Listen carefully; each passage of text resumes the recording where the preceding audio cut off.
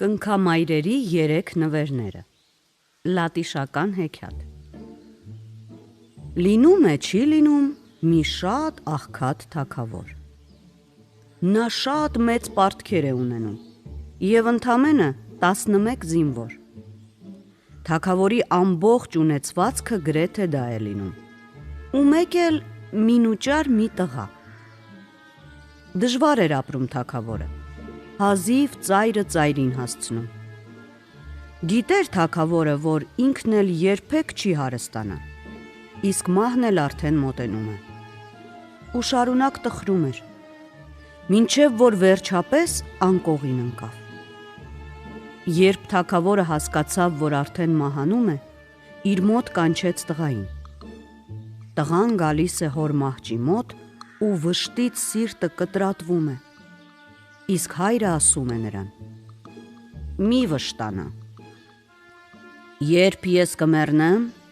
առօգ փառօգ կթաղեք ինձ, իսկ հետո զինվորներին կհրամայես քանդել դղյակի ետևի անկյունը, նրանք կքանդեն, մի նկուղ կտեսնես, իսկ նկուղում մի սնդուկ, որի մեջ կլինեն քո կնքամայրերի 3 նվերները, դրանք կվերցնես, ու հետո սնդուկում մի թուղթ կգտնես, որտեղ գրված կլինի, թե ինչ պետք է անես այդ նվերները»։ Թագավորն այս ասում է ու լռում։ Արքայազնը մեծ պատվով թաղում է հորը, իսկ հետո ընկնում է մտքերի մեջ, թե ոնց պիտի աղքատ ու խեղճ ապրի աշխարհում։ Մտածում, բայց ոչ մի ճար չի գտնում։ Ու հանկարծ հիշում է մահից առաջ հոր ասածը։ Կանչում է արքայազնը իր 11 զինվորներին և ուզում է նրանց հետ միասին գնալ փորել հոր ասած տեղը։ Բայց այնքան աղքատ է լինում, որ 11 բահ չի ունենում։ Ամբողջ պալատը տակնու վրա է անում ու մի կերպ գտնում է 11 բահ։ Հետո զինվորներին հրամայում է փորել պատի տակ։ Ամբողջ օրը փորում են զինվորները, չարչարվում, հոգնում, բայց ոչ մի բան էլ չեն գտնում։ Տխրում է աղքատ արքայազնը։ Երևի այնտեղ ոչինչ էլ չկա, մտածում է նա, բայց ինչ արած։ Հաջորդ օրը նորից է զինվորներին հրամայում փորել։ Մինչև գիշեր փորում են զինվորները, հոգնում, չարչարվում, բայց էլի ոչ մի բան չեն գտնում։ Բոլորովին է տխրում աղքատ արքայազնը։ Վերջապես որոշում է. մի օր էլ կփորենք, իսկ հետո կերևա թե ինչ անենք։ Երրորդ օրը առավոտից փորում են զինվորները, հալից ընկնում են, իսկ երեկոյան դեմ հասնում են նկուղին։ Առանց ժամանակ կորցնելու աղքատ արքայազնը իջնում է նկուղ ու այնտեղ տեսնում է մի մեծ հին սնդուկ, որի մասին ասում էր հայրը։ Այդ սնդուկն այնքան մեծ էր ու ծանր, որ աղքատ արքայազնը դժվարությամբ է կափարիչը բարձրացնում։ Իսկ երբ բարձրացնում է, զարմանքից չի իմանում ինչ անի։ Սնդուկը համարյա դատարկ է լինում։ Նա ախր հույս ուներ, թե սնդուկը լիքը կլինի թանկարժեք զարդերով ու ոսկով։ Մինչդեռ սնդուկում ընդամենը 3 բան է տեսնում. մի հին գոտի, հին որսորդական եղջերափող ու մի դատարկ քսակ։ Հիշում է արքայազնը, թե հայրը ինչ էր ասել կնքամայրերի 3 նվերների մասին։ Շատ է զայրանում։ Շատ է զայրանում արքայազնը տեսնելով այդ նվերները։ Առանց դրանց էլ շատ անպետք ու հին բաներ կան դղյակում։ Բայց հետո հիշում է, որ հայրն իրեն ասաց նաև մի թղթի մասին, որտեղ գրված է, թե ինչ պետք է անել այդ նվերները։ Փնտրում է սնդուկի մեջ և ամենահատակին գտնում է մի հին մաշված թուղթ։ Սկսում է կարդալ, իսկ այնտեղ գրված է լինում, որ լայն մաշված գոտին կախարդական է։ Եթե կապես մեջքիդ ու ասես, թե որտեղ ես ուզում այդ րոպեին հայտնվել, ապա իսկույն ասածդ կկատարվի։ Հին որսորդական եղջերափողն էլ է կախարդական, Հենց որ այն փչես, իսկույն մի մեծ զորք կհայտնվի, ծով զորք։ Հին դատարկ քսակն էր կախարդական ու շատ օգտակար նվեր էր։ Նրա տերը միշտ փող կունենա, թեև քսակը միշտ դատարկ է։ Պետք է միայն քսակը գցել գետնին և բարձրացնել, այդ ժամանակ բերնեբերան լցված կլինի փողով։ Երբ աղքատ արքայազնը կարդում է այդ ամենը, այնպես է ուրախանում, ասես աշխարհի բոլոր գանձերը իրեն են տվել։ Վերցնում է սնդուկից լայն գոտին, որսորդական եղջերափողը, դատարկ քսակը և թուղթը և գնում իր դղյակը։ Հետո իր 11 զինվորներին հրամայում է փորած տեղը նորից հողով լցնել։ Գալիս է աղքատ արքայազնը իր դղյակը, քսակը գցում է գետնին և այն անմիջապես լցվում է շողշողուն ոսկե դրամներով։ Ու աղքատ արքայազնը գործի է անցնում։ Քսակը դատարկում է ու նորից խփում գետնին։ Եվ այսպես այնքան ժամանակ, մինչև որ անթիվ անհամար քանակությամբ փող է դիզում։ Այդ ժամանակ արքայազնը ճանապարհ է ընկնում իր պարտատերերի մոտ և մարում բոլոր պարտքերը, մինչև վերջին կոպեկը։ Մարդիկ զարմանում են. աղքատ արքայազնին որտեղից այդքան փող։ Պարտքերը վճարելուց հետո արքայազնը գնում է իր համար շքեղ հագուստներ։ Իր 11 զինվորներին հագցնում է շքեղ համազգեստներ, իսկ դղյակն այնպես է զարդարում, որ ամբողջ դղյակը շողշողում է։ Երբ արքայազնը ամեն ինչ լիուլի ունենում է, հիշում է, որ հարևան թագավորը մի սիրուն աղջիկ ունի, իսկ իր հենց ամուսնանալու ժամանակն է։ Եվ քանի որ ինքն արդեն հարուստ է, ինչպես բոլոր թագավորները, որոշում է գնալ հարևան թագավորի մոտ և խնդրել նրա աղջկա ձեռքը։ Կապում է նա մաշված գոտին և ցանկություն հայտնում հայտնվել հարևան թագավորի գեղեցիկ դստեր մոտ։ Նույն վայրկյանին հայտնվում է այնտեղ։ Շատ է զարմանում արքայադուստրը։ Հարցնում է. դու որտեղից հայտնվեցիր, հո երկնքից չընկար։ Տղան պատասխանում է. ես մի գոտի ունեմ, որն ուզածս րոպեին ինձ հասցնում է ուզածս տեղը։ Հենց որ գոտիս կապում եմ, իսկույն հայտնվում եմ իմ ուզած տեղում։ Օ, հապա ցույց տուր գոտիդ, խնդրում է արքայադուստրը։ Ես կյանքումս չեմ տեսել այդպիսի հրաշք բան։ Արքայազնը ոչ մի վատ բան չի կասկածում։ Մեջքից քանդում է գոտին և տալիս նրան։ Արքայադուստրը նայում է գոտուն և աչքը չի կարողանում կտրել նրանից։ Իսկ հետո ասում է. թույլ տուր գոտիդ ցույց տամ հորս, թող նա էլ տեսնի։ Ինչ կա որ, ասում է աղքատ արքայազնը։ Իսկ թագավորը վերցնում է կախարդական գոտին և պահում իր սնդուկում։ Փոխարենը տալիս է իր հին գոտին, որը տեսքով բոլորովին չէր տարբերվում կախարդականից։ Արքայադուստրը գալիս է աղքատ արքայազնի մոտ, վերադարձնում է նրան թագավորի տված գոտին ու ասում. թագավորին շատ դուր եկավ քո գոտին։ Ու արքայադուստրը սկսում է հարցուփորձ անել աղքատ արքայազնին, թե ինչպես եղավ, որ նա հարստացավ։ Աղքատ արքայազնը չի դիմանում և որոշում է պարծենալ գեղեցկուհի արքայադստեր մոտ։ Ես հիմա այնքան հարուստ եմ, որ մինչև կյանքիս վերջ չեմ կարողանա ծախսել փողերս։ Այս մաշված քսակի մեջ այնքան փող կա, որ իսկի չես էլ կարող երազել։ Հենց որ քսակս գցեմ գետնին, իսկույն կլցվի ոսկե դրամներով։ Այստեղ գեղեցկուհի արքայադուստրը ուզում է տեսնել այդ քսակը։ Արքայազնը նորից ոչ մի վատ բան չի կասկածում և քսակը տալիս է նրան։ Զարմացած նայում է աղջիկը քսակին, շուռումուռ տալիս, հետո էլ ասում. թույլ կտաս քսակը ցույց տամ հորս, ախր նա այսպիսի հրաշք բան չի տեսել կյանքում։ Հա, իհարկե, ինչ կա որ, ցույց տուր, ասում է արքայազնը։ Արքայադուստրը վազում է հոր մոտ ու պատմում նոր հրաշքի մասին։ Եթե այդ քսակը գցես գետնին, իսկույն կլցվի ոսկե դրամներով։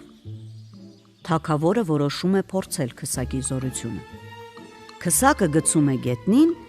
եւ իսկապես այն իսկույն լցվում է ոսկե դրամներով։ Թագավորն անմիջապես քսակը պահում է իր սնդուկում, որտեղ արդեն պահել էր տղայի գոտին։ Հետո աղջկան տալիս է իր հին քսակը, որը շատ նման էր կախարդական քսակին։ Արքայադուստրը վերցնում է քսակը ու շտապում տղայի մոտ։ Գալիս է ու ինքն իրեն հրճվում, որ հաջողվեց խաբել այդ հիմարին, աղքատ արքայազնին։ Նա մոտենում է արքայազնին եւ այնպես սիրալիր ու քնքշորեն է պատմում, թե հայրը որքան զարմացավ տեսնելով այդպիսի հրաշքը, որ արքայազնը հպարտ ժպտում է։ Նրա այդ քնքուշ վերաբերմունքից արքայազնի գլուխը պտտվում է։ Նա մոռանում է գեղեցկուհի արքայադստերը պատմել իր կախարդական որսորդական եղջերափողի մասին, որը գտնվում էր գրպանում։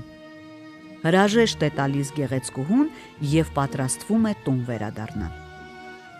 Գոտին կապում է մեջքին ու ցանկանում, որ հայտնվի իր դղյակում։ Բայց որտեղից, նույնիսկ տեղից էլ չի շարժվում։ Արքայազնը մի անգամ էլ է ցանկություն հայտնում։ Բայց դարձյալ մնում է տեղում կանգնած։ Ոչ մի բան չի հասկանում արքայազնը։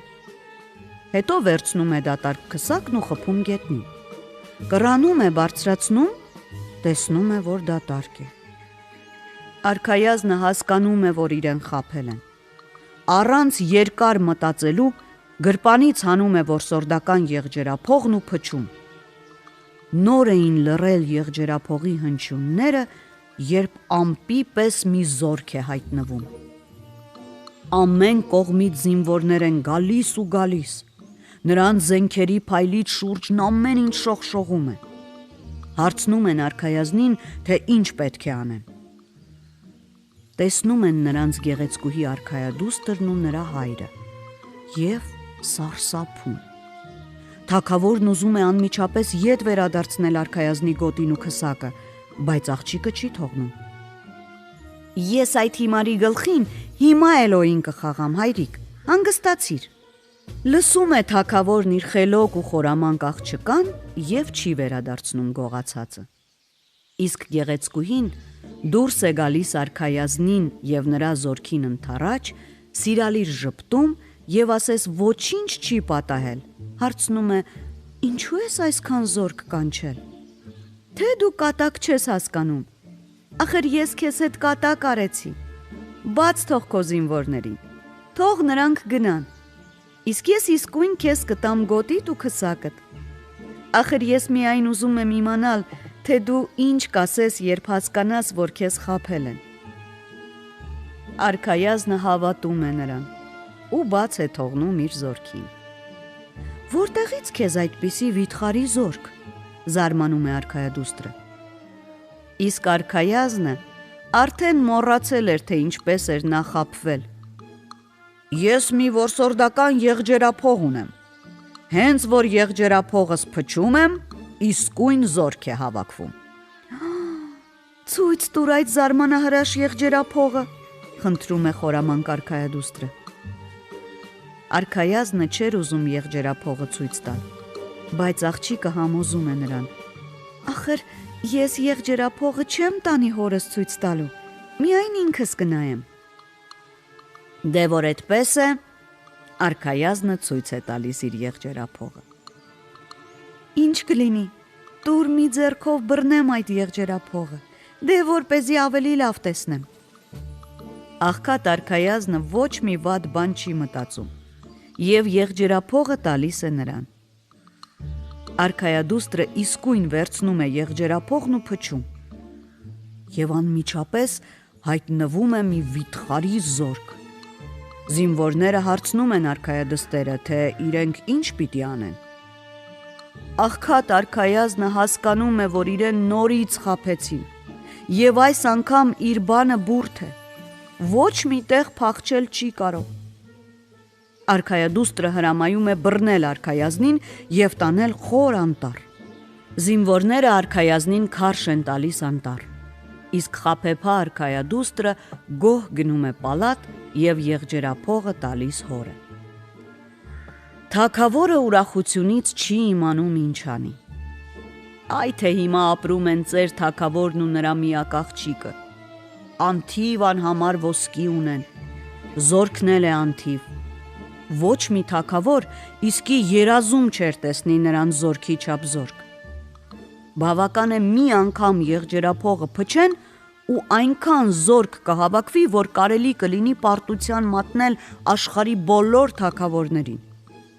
իսկ գոտին էլ կտանի նրանց այնտեղ, ուր ուզենան։ Ավելի լավ ապրել հնարավոր չէ։ Իսկ աղքատ արքայազնը մոլորվում է մութ անտառում և իր դղյակի ճանապարհը կորցնում է։ 3 օր նա տխուր տրտում թափառում է անտառում, իսկ 3-րդ օրը տեսնում է մի խնձորի ծառ։ Ծառի խնձորներն այնքան գեղեցիկ են լինում, որ արքայազնը չի դիմանում,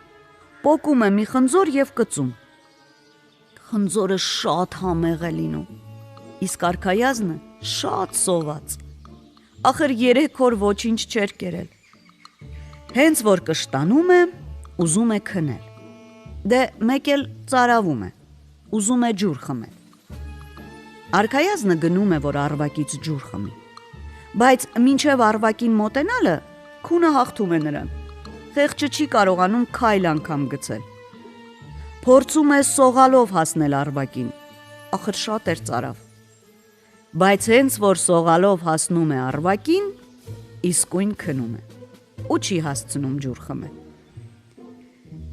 Երբ աղքատ արքայազնը արթնանում է, զարմանքից ապշում է։ Քիթն այնքան էր մեծացել, այնքան, որ դարձել էր մի տան չափ, իսկ արքայազնը դարձյալ ծարավ էր։ Լավ էր, որ նա շատ էր մոտեցել առվակին և կարող էր ձեռքով ջուր վերցնել, թե չէ ծարավից կմեռներ, այդպիսի քթով տեղից շարժվել անգամ չէր կարող։ Արքայազնը ձեռքով սկսում է ջուր վերցնել առվակից ու խմել, ու որքան շատ է նա խմում ջուր, քիթն այնքան փոքրանում է ու փոքրանում։ Մինչև երեկո ջուր է խմում արքայազնը, և վերջապես նրա քիթը դառնում է առաջվա նման, ինչպես բոլոր մարդկանց քթերը։ Այ հենց այդ ժամանակ էլ արքայազնը մտածում է, թե ինչպես կարող է պատժել խաբեբա արքայադստերը։ Նա գրպանները լցնում է խնձորներով ու դուրս գալիս անտառից։ Տնից տուն է գնում, հատ-հատ ծախում է իր խնձորները, որովհետև մինչ այդ ոչ ոք չէր տեսել այդպիսի գեղեցիկ խնձորներ։ Խնձորների փողով նա մի նոր զգեստ է գնում իր համար և մի զամբյուղ։ Հագնում է նա իր նոր գեղեցիկ զգեստը, վերցնում կախարդական խնձորներով լի զամբյուղը և գնում պալատ, գեղեցկուհի արքայադստեր մոտ։ Այդ զգեստով արքայազնին չեն ճանաչում։ Երբ մոտենում է պալատին, տեսնում է, որ պալատի սպասավորները հավաքվել են դարպասների մոտ։ Արքայազնը մոտենում է նրանց և առաջարկում իր խնձորները։ Ծառաները առնում են խնձորները, ուտում են ու համից չեն կշտանում։ Նաժիշտները պատմում են արքայադստերը, որ մի մարդ շատ համեղ խնձորներ է վաճառում։ Արքայադուստրն իսկույն իր նաժիշտին ուղարկում է խնձոր առնելու, չնայած խնձորները շատ թանկ էին։ Արքայադուստրը շատ էր սիրում ուտել։ Նա շատ խնձոր է ուտում, շատ, իսկ խնձորներ ծախող մարդը գնում է։ Այ թե աղմուկ է ընկնում պալատում, ով որ խնձոր էր կերել, նրա քիթը մեծանում, դառնում է մի տան չափ, իսկ ամենից մեծը արքայադստեր քիթն էր, դե որովհետև նա բոլորից շատ էր խնձոր կերել։ Պալատում այնպիսի վայնասուն է ընկնում, բայց ոչ ոք չի կարողանում որևէ բանով օգնել։ Բոլորը սպասում են, թե հետո ինչ պիտի լինի։ Իսկ այդ ժամանակ աղքատ արքայազնը հագնում է բժշկի շորեր և գնում այն առվակի մոտ, որի ջրի շնորհիվ նրա քիթը նորից դարձել էր բոլոր մարդկանց քթի նման։ Նա շշերի մեջ ջուր է վերցնում, իսկ մի շշի մեջ էլ սովորական ջուր է լցնում ու ճանապարհ է ընկնում թագավորի պալատը։ Արքայազնը գալիս է պալատ ու հայտարարում, որ ինքը հռչակավոր բժիշկ է և բուժում է ամեն տեսակ հիվանդություններ։ Պալատում բոլորն անչափ ուրախանում են, գուցե այդ բժիշկը կարողանա բուժել իրենց քթերը։ Աղքատ արքայազնը խոստանում է մեծ վարձատրությամբ բուժել նրանց քթերը։ Ամեն մեկին մի շիշ է տալիս աղբյուրի ջրով և պատվիրում խմել կաթիլ-կաթիլ։ Իսկ գեղեցկուհի արքայադստերը տալիս է սովորական գետի ջրով շիշը։ Բոլորի քթերը փոքրանում են, բացի գեղեցկուհի արքայադստեր քթից,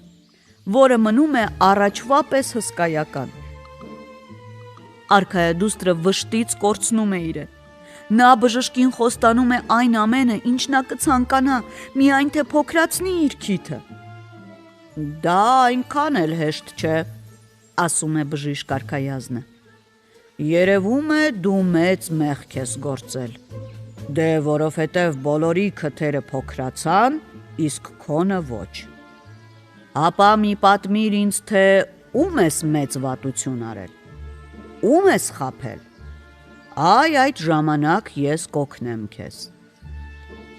Եվ արքայադուստրը պատմում է նրան։ Ես մի խեղճ արքայազնից խլել եմ նրա կախարդական գոտին, կախարդական եղջերափողն ու կախարդական քսակը, իսկ հետո էլ զինվորներին հրամայել եմ նրան տանել ու թողնել մութ անտառում։ Գիտեմ, որ մեծ հանցանք եմ գործել, բայց ինչպես կարելի է դա ուղղել։ Ինչ որ դու հրամայես, այն էլ կանեմ։ Տուր ինձ քո գոտին, քսակը և որսորդական եղջերափողը, ասում է արքայազնը, իսկ ես դրանք կվերադարձնեմ աղքատ արքայազնին։ Երբ նա կստանա սրանք, քո քիթը կփոքրանա, կդառնա առաջվա պես։ Արքայադուստրը նրան պատմում է, թե որտեղ են գտնվում գոտին, քսակն ու որսորդական եղջերափողը։ Ինքդ վերցրու դրանք, թե չէ իմ հսկայական քթի պատճառով ես չեմ կարողանա տեղիցս շարժվել։ Երբ արքայազնը ստանում է իր գոտին, քսակն ու որսորդական եղջերափողը, նա արքայադստերը տալիս է առվակի ջրով շշից։ Ու հենց որ արքայադուստրը խմում է այդ ջուրը, նրա հսկայական քիթը սկսում է կամաց-կամաց փոքրանալ։ Երբ նրա քիթը դառնում է ընդամենը կես արշին, արքայազնը էլ ջուր չի տալիս, ու գեղեցկուհի արքայադուստրը ամբողջ կյանքում մնում է կես արշինանոց քթով։ Մինչև իր կյանքի վերջը արքայադուստրը մնում է սարսափելի քթով, իսկ աղքատ արքայազնը ապրում է հարուստ ու երջանիկ։ Նա գտնում է մի աղքատ գեղեցիկ ու ազնիվ աղջիկ, ամուսնանում է նրա հետ, և մինչև այսօր երջանիկ ապրում են նրանք։